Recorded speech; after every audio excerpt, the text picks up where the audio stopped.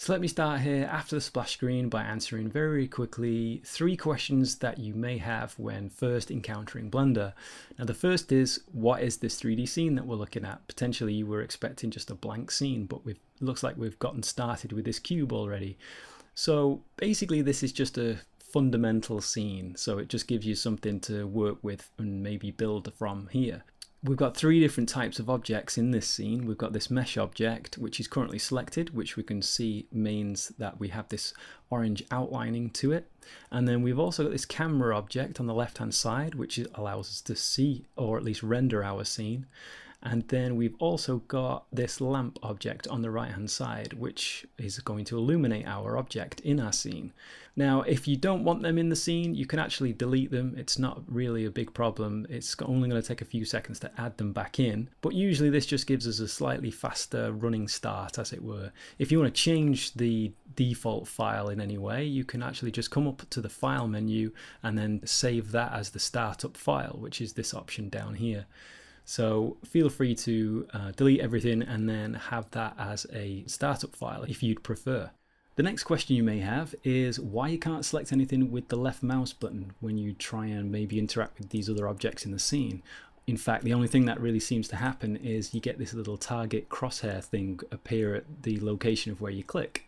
So what's that all about? Well, this is called the 3D cursor, and without going into it in too much detail right now, this basically can be used as a kind of universal pivot point.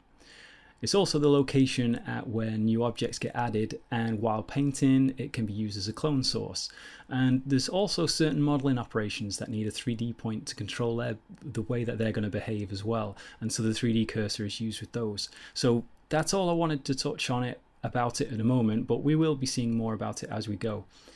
Incidentally, I'll just show you one last thing, which is a little snap menu, which is Shift and S together, and we get our snap menu there, and you can see we get these cursor options there.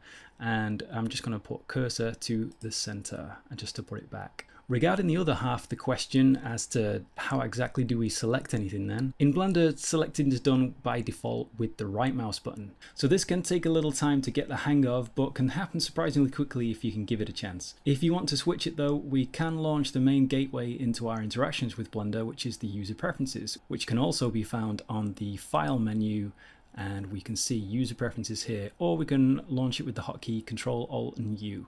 So let's just do that. Let's just click there, and then if we take a look under the input tab, we can see that we've got select with, and we can see by default it's set to right, so you can switch that to left if you'd rather.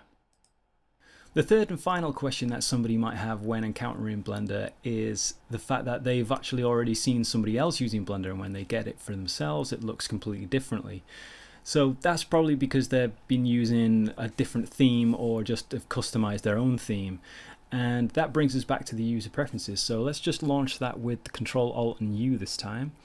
And just before we jump away from the input tab, just wanted to point out that's part of the thing with Blender, is how customizable it really is. So even with all these fundamental aspects of such as what you're actually selecting with, that we just covered with the left and right, you can see down here with the 3D view, for example, here's all the various hotkeys that we can change if we wanted to, or we could add our own, and there is a very, very long list here, and you're obviously not expected to know all these necessarily because Blender is a pretty big program. So let's just scroll right back up to the top and we'll jump over to the themes, and this is where the presets are. If you prefer a flat theme, we've got some things like that for you. If you prefer more of a darker theme, there's perhaps this, and then there's some other themes which show, you've got your gradient in the 3D view there. In fact, that then allows you to customize all the various different aspects of it. So we can see our 3D view's gradient. So if we come down to the 3D view, this is all the 3D view related theme parts that can be changed. So if we just scroll down a little bit further, we can see our gradient here and the gradient low and high. So we can just change whatever our gradient low color is there, so something like that, and that's just a very, very simple change. So feel free to just go crazy or as subtle as you like on any aspect of the interface really. I'm just going to reset it back to the default theme just so that hopefully I'm in a line with as many people as possible as we go through what we're going to learn. So that's it for the user preferences just for the moment, and we'll take a look at some other aspects of Blender.